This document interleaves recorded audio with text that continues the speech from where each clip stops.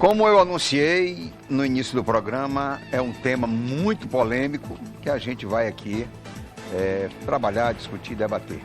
Osmir, artilharia pesada que você tem aqui para não, né? Não.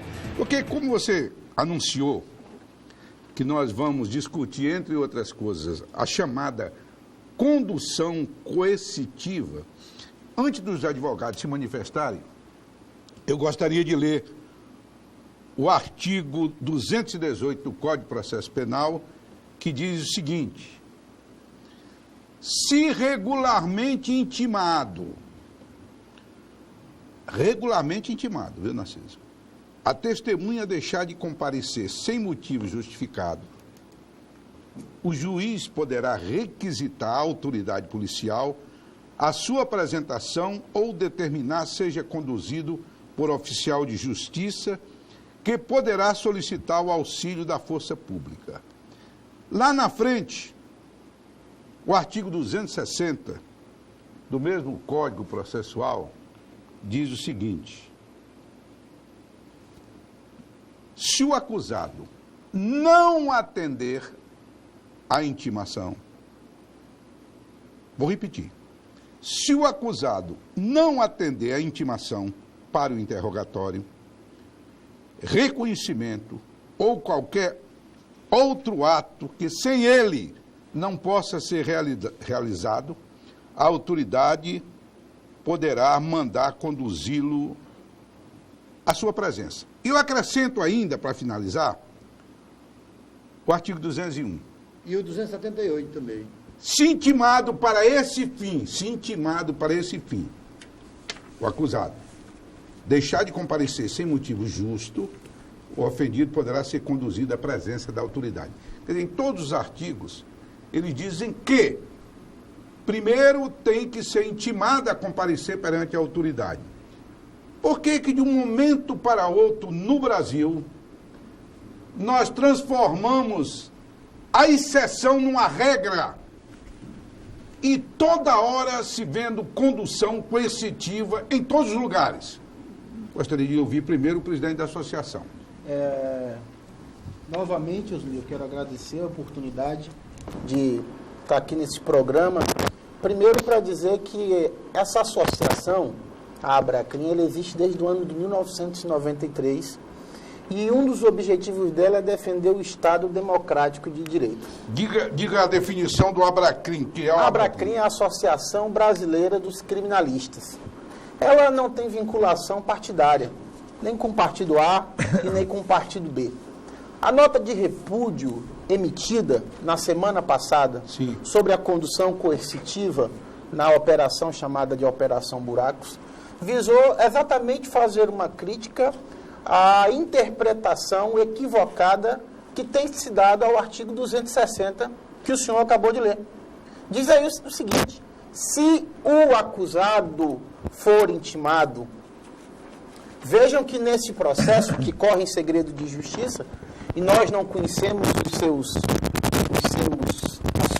particularidades, vejam que nesse processo, ao que parece, o prefeito sequer é acusado. Parece ser investigado. De forma que, até nesse sentido do artigo 260, ele não poderia ser conduzido, já que, diz o artigo 260, se o acusado e não o investigado. Então, a nota não tentou partidarizar em nenhum momento a situação, quis apenas manifestar a sua defesa pelo Estado democrático de direito, que é o Estado que respeita as leis que ele próprio criou. O senhor sabe muito melhor do que eu da importância de se respeitar as leis vigentes no nosso país. E a condução coercitiva está regrada no nosso ordenamento jurídico legal. E por que se tem feito tantas conduções coercitivas de formas ilegais, que foi a sua pergunta? Isso. Porque nós estamos vivendo no ápice do combate à corrupção no nosso país. E todos nós somos a favor do combate à corrupção. Todos que estão... Mas não numa campanha cega. Exatamente. Cega. Estamos todos a favor do combate à corrupção. De forma que eu não admito que nenhum juiz, que nenhum promotor, que nenhum advogado, que nenhum parlamentar se diga mais a favor da luta contra a corrupção do que eu. Mas eu me preocupo com o país que vai sair dessa luta contra a corrupção. Sairemos um país com garantias fundamentais respeitadas ou sairemos um país obscurantista onde os acusados e os investigados perderão completamente os seus direitos? O senhor me dá Claro, fique à vontade. a oportunidade de fazer o seguinte questionamento. Semana passada, Osmir, em São Paulo, houve um simpósio patrocinado pela Folha, o Estado de São Paulo, o Jornal Estado de São Paulo, onde teve presente os procuradores protagonistas da Operação Mão Limpas, na qual a Lava Jato se inspira. Esteve presente o Antônio de Pietro, que foi o procurador-chefe da operação, teve presente o Pierre Camilo da Givo e o Gerardo Colombo, os três que conduziram a Operação Mão Limpa. E eles disseram, sabe o quê? Que hoje, o que resultou em termos de combate à corrupção na Itália foi que o país tornou-se mais corrupto do que antes. E O que é lamentável. E ela ainda disse mais, que é uma vã ilusão da justiça imaginar que sozinha combate a corrupção. A justiça, o combate à corrupção só será possível no instante que houver uma mudança do sistema, que a nossa corrupção é própria do sistema, e esse sistema só pode ser mudado pelo poder legislativo. E hoje há uma espécie de briga entre a polícia, o poder policial, o poder judiciário e o poder legislativo. Eu queria ouvir um pouquinho, estender aqui para o vereador, o advogado Roberto Duarte. Justamente. Uma boa noite novamente. Eu não poderia deixar aqui de fazer o papel também de advogado do diabo. E aí eu começo com a seguinte interrogação. Nós estamos aqui, começamos a debater uma condução coercitiva, uma suposta condução coercitiva do prefeito Marcos Viana, do PT, aqui do município de Rio Branco. Não, permite só um pouco. Eu não gostaria, pessoalmente, de fazer essa discussão, condução coercitiva sobre pessoas. Mas é que você começou citando ele, eu só queria falar sobre isso. Eu citei como exemplo porque foi o caso. Eu entendi, seria só um exemplo. Porque teve tantos outros. Porque se você partidarizar essa discussão, digamos, se você for da Frente Popular, quando é um cara da adversário, vai elogiar. Depois o outro vai elogiar. Se for seu correligionário, você vai condenar. Eu quero aqui de forma técnica discutir. Eu como advogado e não como político. Tá bom. E aí, a primeira interrogação que eu me faço, e aí faço aos senhores também. Houve intimação? Alguns dos senhores viram isso? Se não viram, não podem dizer que houve mandado de condução coercitiva ilegal. Primeiro aspecto. Mas eu quero esclarecer a todos que eu também sou contrário ao mandado de condução coercitiva da forma como ele vem sendo despachado e decidido por alguns juízes. E aqui a minha crítica inicial é ao Tribunal Regional Federal da Primeira Região. E nunca, em hipótese alguma, à Polícia Federal, principalmente do Estado do Acre. Porque ela estava lá a cumprir ordens judiciais. E ordens judiciais cumpre-se ou não sob pena de prevaricação. Então nós vamos começar o tema, se a gente vai começar o tema citando esse, nós temos que ver isso. Aí é segundo questionamento que eu me faço, e aí o doutor Carlos Vinícius está mais a par do que eu, porque está mais intensamente advogando na área criminal. Eu tenho uma dúvida e uma interrogação. Quantos mandados de condução coercitivas foram anulados pelo judiciário brasileiro? Existe algum reconhecidamente ilegal? E aí eu deixo aos senhores, que são profundos conhecedores do tema em questão, para que a gente possa discutir. Vereador, doutor Roberto, Osmir e Narciso, o argumento, aqui eu vou fazer aquela questão que perfeito, para a gente fazer. O argumento, inclusive, usado pelo juiz Sérgio Moro, que é o juiz que conduz a Lava Jato. Perfeito. É de que, isso eu vi na entrevista dele, e de outros procuradores da República, de que uma pessoa que está sendo investigada, se ela for apenas convidada, convocada, solicitada, intimada, ela terá tempo suficiente para se desfazer de provas, computador, HD, toca-fogo, joga no rio e tal, razão pela qual se justificaria a condução coercitiva. Alguns mandados de condução coercitiva. Perfeito. Mas eu queria antes... sobre isso. É importante frisar-se sobre isso, que isso é chamado no mundo jurídico de operação controlada. Operação controlada. É uma operação que tem que se fazer num dia D para que se busque os elementos de provas necessários para uma investigação. Se é correto ou não, se os argumentos utilizados naquele dia D são corretos ou não, aí é que nós temos que discutir. Porque eu disse aqui no começo do programa... Exatamente, permita. Anula o processo. Eu disse no começo do programa, no começo do programa eu disse aqui, a primeira coisa que eu aprendi na faculdade foi de que decisão judicial não se discute. Ou recorre-se ou cumpre-se. Só tem esses dois termos. Deixa eu me reportar aqui a questão colocada pelo Astério. Perfeito. Primeiro que o que o Moro disse é uma ideia da cabeça dele. Sim, um pensamento Porque ele dele. deveria ter a humildade, então, de pedir ao Legislativo que modificasse a lei. Exatamente. Antes dele querer fazer a lei Corretíssimo. a sua cabeça, porque facilita. Não. A lei está equivocada. Quem altera, faz lei, é o Congresso Nacional. Então peça que se altere. Não é ele querer achar o achismo. Assim é melhor para agir. Isso é um ponto. Depois, Perfeito. nós vivemos numa sociedade, até onde eu sei, civilizada. E não num cenário de brutalidade no qual pode se permitir que, para me ouvir na delegacia, alguém de manhã cedo vá na minha casa, me tire de casa até de pijama e me leve para a delegacia. Isso é uma barbárie. É uma barbárie, sim. Nós estamos, volto a dizer, numa sociedade civilizada, que eu posso ser intimado a prestar às autoridades toda e qualquer informação que eles queiram. Não ser acordado às 6 horas da manhã, sem saber muitas vezes por quê, ser levado numa delegacia para depor. Osmir, É absurdo. Mas a maioria das vezes que Narciso você... tem um Não caso você. emblemático aqui, que eu queria até que abordasse, A maioria das que é o vezes... do reitor de Santa Catarina. Perfeito. Mas a maioria das vezes que as pessoas, os investigados são abordados pela manhã, e aí o Dr. Carlos pode até também discorrer um pouco sobre isso, quando a gente é acordado pela manhã pelas polícias judiciárias, para cumprimento do mandado de busca e apreensão na residência. Primeiro mandado... E de condução também. Não, primeiro mandado que chega-se numa casa de uma pessoa é de busca e apreensão. E condução. Não, isso são dois. Eu sei, mas são todos dois os mandados. casos recentes foram de condução Mas também. para isso, só tem primeira coisa, busca e apreensão. E aí que eu me questiono. Primeira coisa, eu me questiono por quê? Porque eu não tive acesso aos autos. Mas o primeiro mandado chegou na casa do cidadão, do investigado. Olha, eu tenho uma busca e apreensão para fazer na sua casa. O cidadão abre a porta se quiser. Se não quiser, a polícia arromba e entra. Sim, Primeiro isso que eu ponto. discuti. Durante o dia, Segundo depois ponto, das 7. Depois das 6 da manhã. Segundo ponto que eu abordo.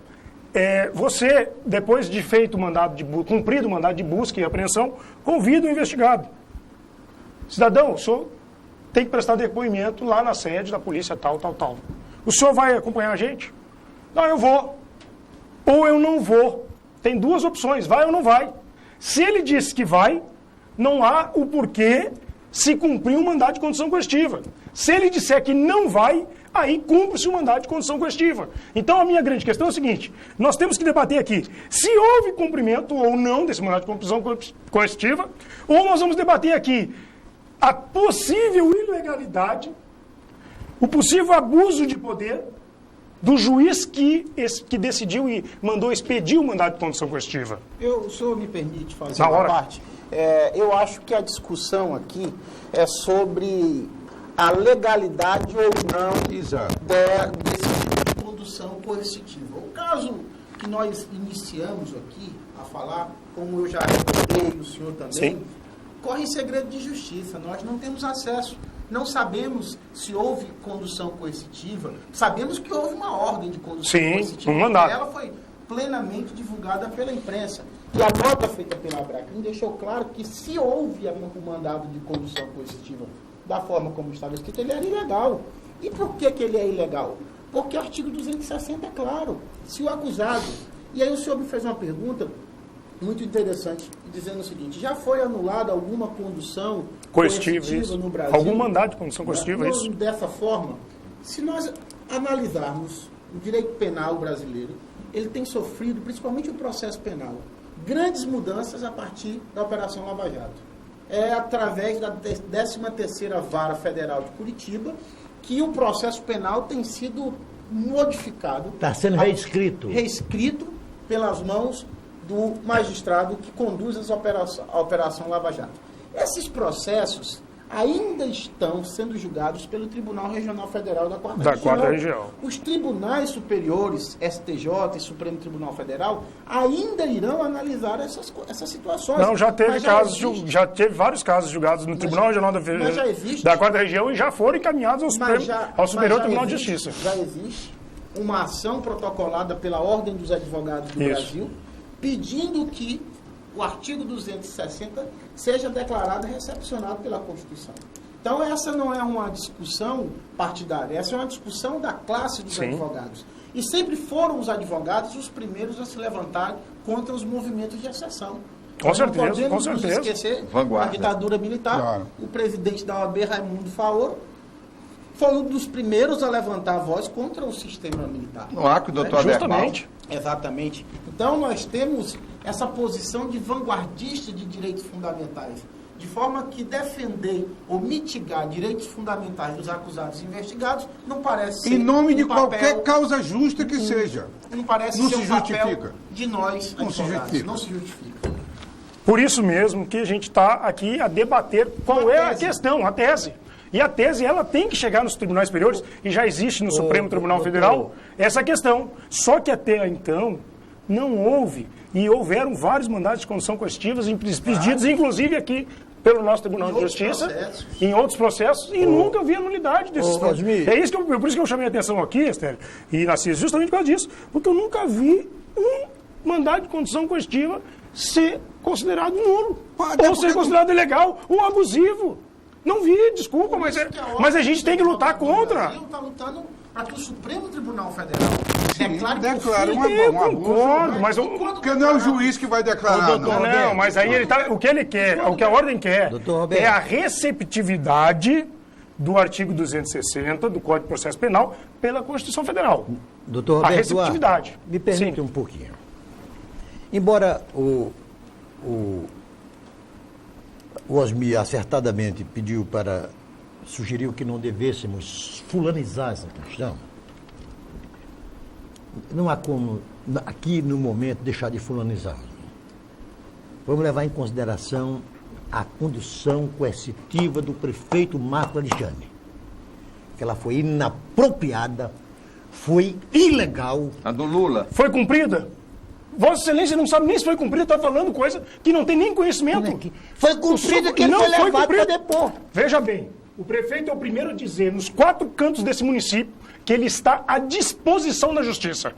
Que ele pode ser chamado a qualquer momento, que ele se coloca à disposição, que ele vai a qualquer lugar prestar depoimento. No momento que houve mandado de busca e apreensão em sua residência, ele pode ter sido convidado, ter aceito e o mandado de condução coercitiva não ter sido cumprido.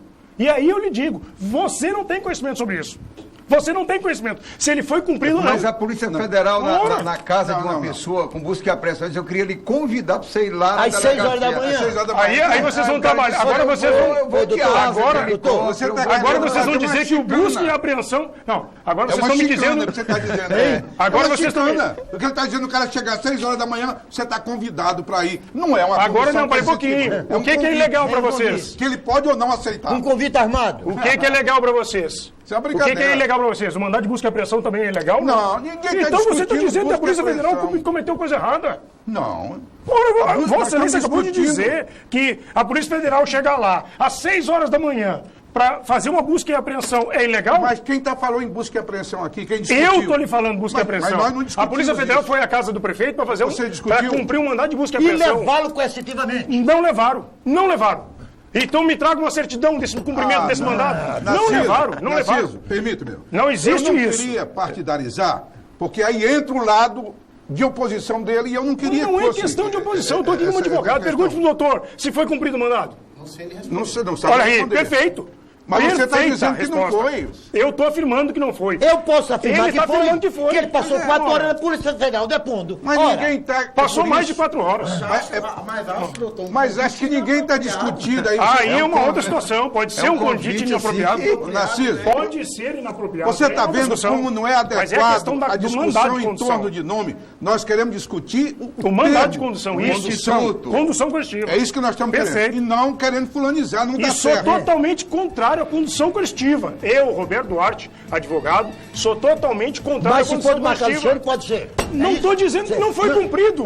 Não foi cumprido. Eu não pude trazer hoje, infelizmente, um documento para vocês, mas eu posso encaminhar a vocês e provando que não foi cumprido o mandado de condução coercitiva contra o prefeito Marcos Viana, do PT. Tem uma coisa que ninguém está Ô, falando Roberto, aqui. Roberto, Narciso, tem que chamar o intervalo. primeiro é o seguinte, com todo respeito, você me força a fazer uma defesa do Marcos Alexandre aqui.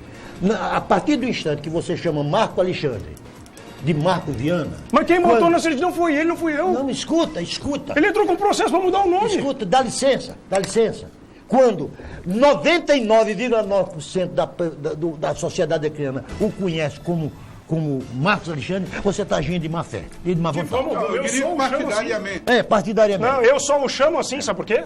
Porque ele entrou com uma ação judicial para mudar o nome. Se ele quis mudar o nome, Mudar o eu nome, tô... acrescentar um Isso, sobrenome. mas mudar, acrescentar um... Isso, perfeito. Acrescentou um sobrenome. Aí ele não quer ser chamado por isso. Associar a família Viana ao Tião Jorge Viana. Ora, É a questão política que entra. Deixa eu chamar o intervalo. Deixa eu chamar para o intervalo. fez a ação... Mediocridade. Não, ele que fez. Nós Então você tem que vamos falar pro prefeito que ao ele é medíocre. intervalo. Nós vamos ao intervalo comercial. Voltamos porque teve o caso também de várias conduções que não foi exatamente a do prefeito Marcos Alexandre. Teve do Lula. É muita gente. Hoje é do A esposa dele. Do PMDB. Hoje, do PMDB dele. Nós vamos ao intervalo, voltamos na sequência. Já. Também tratando aqui de um assunto que é esse da decisão do Supremo, por exemplo, de um governador não precisar da autorização da Assembleia Legislativa, um prefeito não precisar de autorização da Câmara de Vereadores para ser processado. E aquela de que agora retroage no tempo a lei. Por exemplo, pode pegar um descendente de Dom Pedro I, Dom Pedro II. Não, meu bisavô, Sim. que tinha escravo lá no Nordeste, Aí você vai ser aí ele pode ser responsabilizado por isso. Intervalo, voltamos já. Daqui a pouquinho para o segundo bloco. Sabe por que